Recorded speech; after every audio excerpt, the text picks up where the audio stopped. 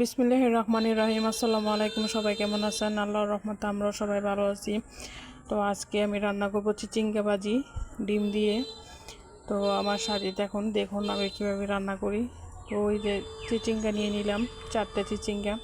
তো আপনারা কি বলেন, চিচিঙ্গা বলেন নাকি কী বলেন তো আমাকে জানাবেন। আমরা গ্রামের ভাষায় বলি কয়টা, আর বইয়ের ভাষা হচ্ছে চিচিঙ্গা। তো যাই বলেন না কেন, চিচিঙ্গাগুলো আমি কুচি করে নিলাম, ধুয়ে পরিষ্কার করে নিচ্ছি। এখন নিয়ে নিলাম পেঁয়াজ কুচি, কাঁচামরিচ ফালি, তেজপাতা আর 2টা ডিম।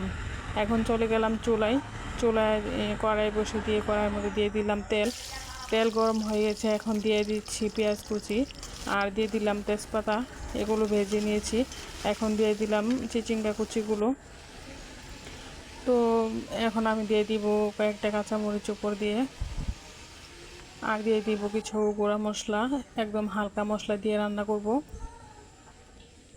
এই তো একটু হলুদ গুঁড়ো দিয়ে দিলাম আধা চামচ মতো, আর দিয়ে দিলাম একটু মরিচের গুঁড়া। এখন দিয়ে দিব একটু ধনে গুঁড়ো,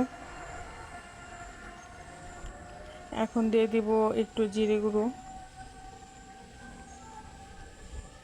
আর দিয়ে দিব লবণ। এই তো এখন সব মশলা দেওয়া শেষ। তো এখন আমি এগুলো নেড়ে চেড়ে মিশিয়ে নিব, মিশিয়ে ঢাকনা দিয়ে রান্না করব কিছুক্ষণ।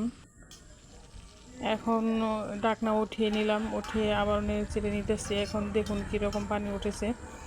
তো এই পানিগুলো একদম শুকিয়ে যাবে, ততক্ষণ পর্যন্ত রান্না করতে হবে। তো আবারও ঢাকনা দিয়ে কিছুক্ষণ রান্না করে নিলাম।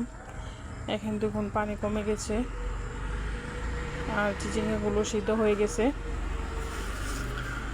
তো আবারও ঢাকনা উঠিয়ে দেখে নিতেছি নেড়ে চেড়ে কীরকম হয়ে গেছে রান্নাটা। তো এখন দিয়ে দিব 2টা ডিমগুলো ভেঙে যে রেখেছিলাম, ওই ডিমগুলো দিয়ে দিব এখন। এই তো ডিমগুলো আমি দিয়ে দিতেছি। ডিমগুলো দিয়ে এখন ভালো করে নেড়ে চেড়ে মিশিয়ে নিতে হবে চিচিঙ্গার সাথে। এটা ওখানে নেড়ে চেড়ে মিশিয়ে নিব সব কিছু একসাথে মিশিয়ে আবারও কিছুক্ষণ রান্না করতে হবে। এই তো আমার রান্না শেষ। তো এইভাবে আপনারা রান্না করে রুটি, পরোটা বা ভাতের সাথে খেতে পারেন। দেখুন রান্নাটা কীরকম হয়েছে।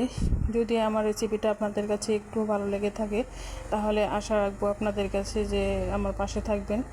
তো ভালো থাকবেন, সুস্থ থাকবেন। আল্লাহ হাফেজ।